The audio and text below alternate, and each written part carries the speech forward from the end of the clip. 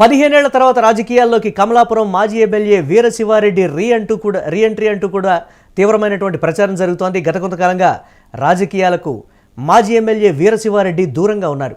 కమలాపురం నియోజకవర్గం నుంచి 3 సార్లు ఎమ్మెల్యేగా గెలిచినటువంటి చరిత్ర ఉంది వీరశివారెడ్డికి. రాజకీయాల్లోకి రీఎంట్రీ అంటూ కూడా అనుచరులకు సంకేతాలు ఇస్తున్నట్లుగా తెలుస్తోంది. 1994-2004లో టీడీపీ తరపున ఎమ్మెల్యేగా గెలిచారు వీరశివారెడ్డి.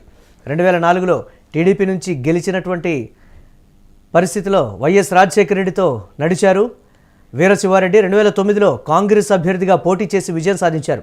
వైఎస్ రాజశేఖర రెడ్డి శిష్యుడిగా మెలిగారు వీరశివారెడ్డి. వైఎస్ మరణం తర్వాత జగన్మోహన్ రెడ్డిని విభేదించారు వీరశివారెడ్డి. 2024 ఎన్నికల్లో టీడీపీ నుంచి గెలిచినటువంటి పరిస్థితి ఉంది. పుత్త కృష్ణ చైతన్యారెడ్డి ఇక 20 ఏళ్ల తర్వాత కమలాపురంలో టీడీపీ జెండా అయితే ఎగిరింది. ఇక కూటమిలో మాజీ ఎమ్మెల్యే వీరశివారెడ్డి చేరేటువంటి అవకాశాలు ఎక్కువగా ఉన్నాయని చెప్తున్నారు. దీనిపై మరిన్ని అప్డేట్స్ మా కరెస్పాండెంట్ కిరణ్ అందిస్తారు. కిరణ్, 3 సార్లు ఎమ్మెల్యేగా గెలిచినటువంటి చరిత్ర అయితే ఉంది వీరశివారెడ్డికి. మళ్ళీ తిరిగి రాజకీయాల్లోకి యాక్టివ్ అవుతున్నారనేటువంటి మాట. ఒక 20 ఏళ్ల తర్వాత మళ్ళీ కమలాపురం నియోజకవర్గంలో టీడీపీ జెండా ఎగరడంతో ఒకంత మళ్ళీ ఆయన రీఎంట్రీ ఇచ్చి కూటమిలోకే వెళ్ళబోతున్నారనేటువంటి మాట. ఏం చెప్తున్నారు అక్కడ, అప్డేట్స్ ఏంటి? మురళి, కమలాపురం నియోజకవర్గంలో గత కొద్ది ఏళ్లుగా రాజకీయాలకు దూరంగా ఉంటూ సైలెంట్ గా ఉన్న మాజీ ఎమ్మెల్యే వీరశివారెడ్డి మళ్లీ రాజకీయాల్లోకి రీఎంట్రీ ఇస్తారంటూ ప్రచారం నడుస్తుంది. గత ఏదైతే జనవరి 1వ తేదీన తన అనుచరులకు కూడా ఆయన స్పష్టమైన సందేశం పంపారని రాజకీయంగా ఒక ప్రచారం నడుస్తుంది. వీరశివారెడ్డి తన రాజకీయ జీవితం టీడీపీ నుంచి ప్రారంభించారు. 1994లో ఆయన టీడీపీ నుంచి అప్పటి మాజీ మంత్రి, హోంశాఖ మంత్రిగా, గత ప్రభుత్వంలో కాంగ్రెస్ ప్రభుత్వంలో హోంశాఖ మంత్రిగా పనిచేసిన మైసూరారెడ్డిపై విజయం సాధించారు. ఆ రోజుల్లో ఉన్న రాజకీయ విభేదాలు, కాంగ్రెస్ పార్టీలో ఉన్న గ్రూపుల తగాదాలతో ఏదైతే రాజశేఖర రెడ్డి శిష్యుడిగా, రాజారెడ్డి అనుకూలునిగా రాజకీయ రంగ ప్రవేశం చేసి టీడీపీలో టికెట్ తెచ్చుకొని 1994 ఎన్నికల్లో టీడీపీ అభ్యర్థిగా గెలవడానికి తెర వెనక వైఎస్ కుటుంబం పాత్ర పోషించిందంటే ఆనాడు విమర్శలు కూడా వినిపించాయి. అయితే 1994 ఎన్నికల్లో టీడీపీ నుంచి గెలిచిన వీరశివారెడ్డి 99 ఎన్నికల్లో ఓడిపోయారు. 2004లో మళ్ళీ టీడీపీ నుంచి గెలవడం జరిగింది. 2004లో టీడీపీ నుంచి గెలిచారు. అయితే 2004లో కాంగ్రెస్ ప్రభుత్వం అధికారంలోకి రావడంతో రాజశేఖర రెడ్డి వెంట నడిచారు. అప్పుడు టీడీపీ నుంచి సస్పెండ్ అయ్యి కాంగ్రెస్ తో నడిచారు. 2009 ఎన్నికల్లో రాజశేఖర రెడ్డి కమలాపురం నియోజకవర్గ టికెట్ మళ్ళీ వీరశివారెడ్డికి కేటాయించారు. 2009లో ఆయన కాంగ్రెస్ నుంచి గెలిచారు. గెలిచిన 3 నెలలకే వైఎస్ రాజశేఖర రెడ్డి అకాల మరణంతో ఆయన కాంగ్రెస్ పార్టీలోనే కొనసాగారు. అప్పుడున్న ముఖ్యమంత్రి రోసయ్యతోనూ తర్వాత కాలంలో వచ్చిన కిరణ్ కుమార్ రెడ్డితో సన్నిహిత సంబంధాలు కొనసాగిస్తూ వైసీపీ అధినేత జగన్మోహన్ రెడ్డిని విభేదించారు.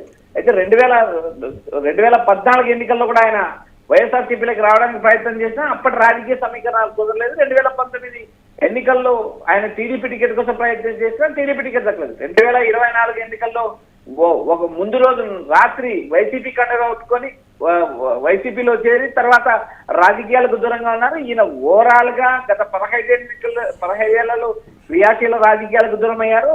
రాజకీయాల్లో కూడా తన అనుచరులని వేరు పార్టీలకు పంపించిన నేపథ్యం కూడా ఇప్పుడు ప్రస్తుతం ఆయన నియోజకవర్గంలో రీఎంట్రీ ఇచ్చిన అది అటు టీడీపీ కూటమిలోకి టీడీపీలో సిట్టింగ్ ఎమ్మెల్యేగా పుత్త కృష్ణ చైతన్యారెడ్డి ఉన్నారు.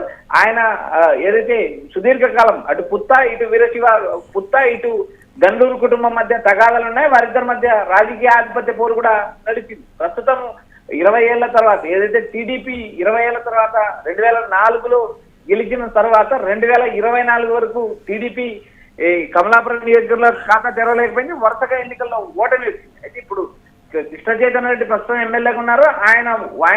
ఆయన కుటుంబం టీడీపీలో ఉంది. ఇప్పుడు రాజకీయ సమీకరణాలు మారిన పరిస్థితి కూడా లేదు. కాబట్టి ఆయన టీడీపీ కూటమిలోకి ఎంట్రీ ఇస్తారంటున్నారు. మరి టీడీపీ కూటమిలో టీడీపీలో చేరతారా, బీజేపీలో చేరతారా, జనసేన చేరతారంటూ రాజకీయంగా ఆసక్తికరంగా మారింది. మరోపక్క నూతన సంవత్సరం వేడుకల సందర్భంగా తన అనుచరులకు 6 మండలాల్లో కమలాపురం నియోజకవర్గంలో ఉన్న 6 మండలాల్లో ఉన్న తన పాత అనుచరులకి నేను మళ్ళీ రాజకీయాలకు రీఎంట్రీ ఇస్తున్నాను, ఒక నామినేటెడ్ పదవి సమాచారం పంపారంటే అనుచరుల దగ్గర నుంచి సమాచారం వినిపిస్తుంది. ఒక నామినేటెడ్ పదవి ఏదో దక్కబోతోంది. వీరశివారెడ్డికి హామీ వచ్చింది కాబట్టి కూటమి వైపు ఆయన చూపు మళ్ళింది అనేటువంటి ఒక మాట కూడా చెప్తూ ఉన్నారు. నేరుగా ప్రత్యక్ష రాజకీయాల్లోకి దీనికి సంబంధించి మళ్ళీ పోటీ చేసి గెలవడం కావచ్చు, లేకపోతే ఇతరత్ర ఇదంతా కూడా పెద్ద పనిగా కూడా భావిస్తున్నటువంటి పరిస్థితి ఉందని కొంత సమాచారం అయితే అందుతోంది. డెఫినెట్గా వీరశివారెడ్డి లాంటి సీనియర్ నాయకుడికి ఒక నామినేటెడ్ పదవితోనే ఆ సత్కారం దక్కేటువంటి పరిస్థితి ఉందని కూడా జోరుగా చర్చ జరుగుతుంది. అసలు ఆ కోణంలో చూడొచ్చు అంటారా అవకాశాలు? ప్రస్తుతం ఇటు భారతీయ జనతా పార్టీలో జాయిన్ అయినా, టీడీపీలో జాయిన్ అయినప్పటికీ పార్టీల్లో ప్రస్తుతానికి నామినేటెడ్ పదవుల పంపకాల విషయంలోనే 3 పార్టీల మధ్య ప్రస్తుతానికి విభేదాలు కావచ్చు, ఒక క్లారిటీ లేనటువంటి సిచ్యువేషన్ ఉంది. ఇప్పుడు వీరశివారెడ్డి ఒకవేళ అది కానీ ఆశించినా, లేకపోతే ఒకవేళ ఏ పార్టీ నుంచి హామీ దక్కినా కానీ ఆ కోణంలో చూడొచ్చు అంటారా మనం? మురళి, ఇక్కడ ప్రధానంగా మనం టీడీపీ కూటమిని గమనించినప్పుడు టీడీపీలో సిట్టింగ్ ఎమ్మెల్యే పుత్తా చైతన్య రెడ్డి ఎమ్మెల్యేగా ఉన్నారు, బలమైన నేతగా ఉన్నారు. 2009 నుంచి ఆ కుటుంబం టీడీపీ నుంచి ప్రాతినిధ్యం వహిస్తుంది. వరుస ఎన్నికల్లో వారు ఓడిపోయిన పార్టీ నియమ నిబంధనలకు కట్టుబడి టీడీపీలో పనిచేశారు. 2024 ఎన్నికల్లో సుదీర్ఘ కాలం తర్వాత 2004 నుంచి రాజకీయాలు చేస్తున్న పుత్తా నరసింహారెడ్డి కుటుంబం 2024లో ఒక ఘన విజయాన్ని అందుకున్నది. కమలాపురం నియోజకవర్గంలో టీడీపీ జెండా పారింది. ప్రస్తుతం మాజీ ఎమ్మెల్యేగా ఉన్న వీరశివారెడ్డిని టీడీపీలోకి ఆహ్వానించిన టీడీపీకి రాజకీయంగా నష్టం జరుగుతుందంటూ పుత్తా అనుచరులు వాదించే అవకాశం ఉంది. అంత టీడీపీలోకి ఆయన ఎంట్రీ అంత తేలిగ్గా జరిగే అవకాశాలు కనపడడం లేదని మరోవైపు నుంచి ఈ విమర్శలు వినిపిస్తున్నాయి. ఇక్కడ ప్రధానంగా మనం టీడీపీ అంశం చూసినప్పుడు ఇక్కడ ప్రధానంగా ప్రత్యర్థి ఏదైతే వీరశివారెడ్డి రాజకీయ ప్రత్యర్థులు యాక్టివ్ ఉన్నారు, వారు ఎమ్మెల్యే కొనసాగుతున్నారు. మరోపక్క జనసేనలో చేరతారా, లేక ఆశించినట్టు ఆయన ప్రాంతీయ పార్టీల్లో కాకుండా జాతీయ పార్టీలో ఆప్షన్ ఉన్నప్పుడు బీజేపీ మాత్రమే ఆప్షన్ ఉంది. ఎందుకంటే బీజేపీలో ఆయనకు అత్యంత సన్నిహితుడిగా ఆదినారాయణ రెడ్డి ఉన్నారు. ఆదినారాయణ రెడ్డి ప్రోత్సాహం కావచ్చు, లేకపోతే సీఎం రమేష్ నాయుడు అనకాపల్లి ఎంపీగా ఉన్నారు. ఆయనది రాజంపేట, ఆయనది కమలాపురం నియోజకవర్గానికి అతి సమీపంలో ఉండే ప్రొద్దుటూరు నియోజకవర్గంలో పోటదుర్తి గ్రామం. ఇటు కమలాపురానికి చాలా అత్యంత నియర్ గా ఉండే పోటదుర్తి మండలానికి చెందిన ఏదైతే రమేష్ నాయుడు అనకాపల్లి ఎంపీగా ఉన్నారు, వారి కుటుంబం అటు బీజేపీలో కూడా క్రియాశీలకంగా ఉంది. ఇటు మనం మొత్తం వ్యవహారాన్ని మనం గమనించినప్పుడు కమలాపురం రాజకీయాల్లో ఇప్పుడు వీరశివారెడ్డి ఎంట్రీ ఇచ్చిన రాజకీయంగా ఆశించినంత స్థాయిలో ప్రయోజనం దక్కే అవకాశాలు దాదాపు లేవు. ఎందుకంటే ఆయనకు ఏ పార్టీ కూడా సీట్ ఇచ్చే పరిస్థితుల్లో దాదాపు లేదు. ఒకవేళ టీడీపీ కమలాపురం నియోజకవర్గంలో కిరణ్, కమలాపురం నియోజకవర్గంలో అసలు రాజకీయ పరిస్థితులు ఏంటి? ఎప్పుడూ కూడా ఒక స్టేబుల్గా ఉండేటువంటి అవకాశం ఉంటుందంటారా, లేకపోతే ఇటువంటి నాయకులు మళ్ళీ తెర మీదకి వచ్చినప్పుడు ఇమీడియట్గా కూడా పాలిటిక్స్ అన్నీ చేంజ్ అయ్యేటువంటి పరిస్థితులు ఉంటాయనేది కూడా ప్రధానంగా వినిపిస్తున్నటువంటి ప్రశ్న. వీరశివారెడ్డి రాకతో ఇమీడియట్గా రాజకీయ పరిస్థితులన్నీ మారిపోయేటువంటి ఛాన్సెస్ ఉంటాయంటారా ఏ పార్టీలోకి వెళ్ళినప్పటికీ కూడా?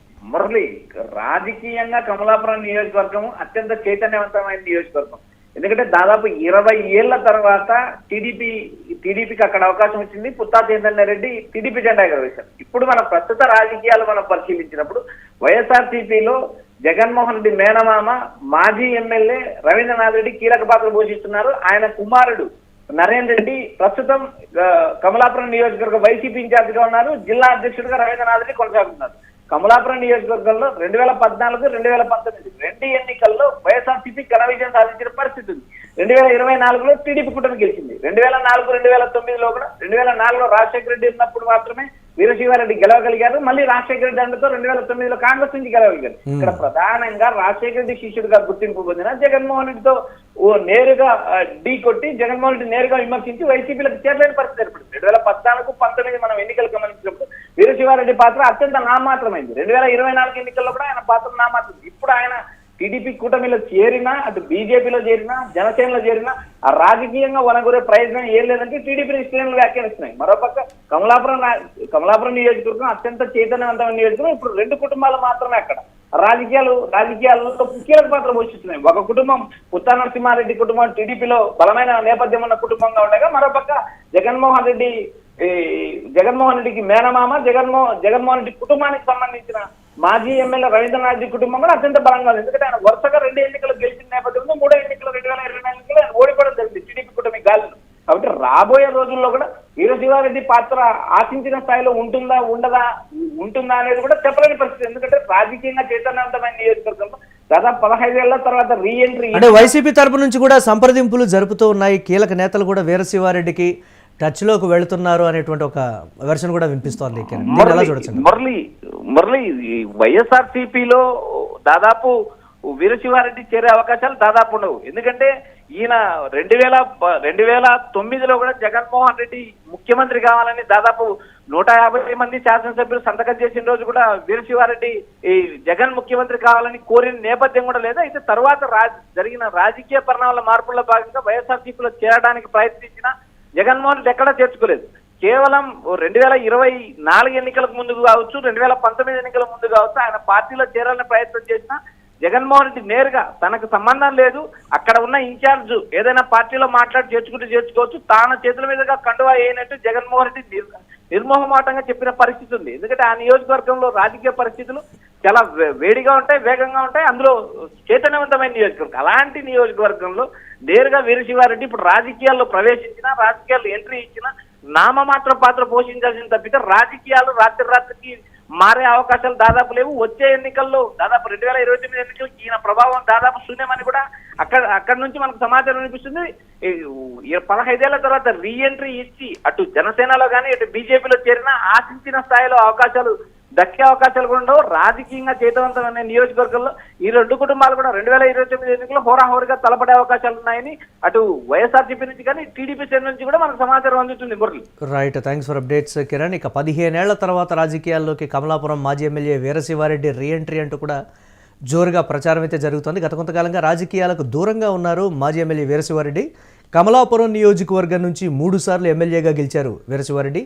రాజకీయాల్లోకి రీఎంట్రీ అంటూ కూడా అనుచరులకు సంకేతాలైతే వెళుతున్నట్లుగా ఈ నేపథ్యంలో సమాచారం.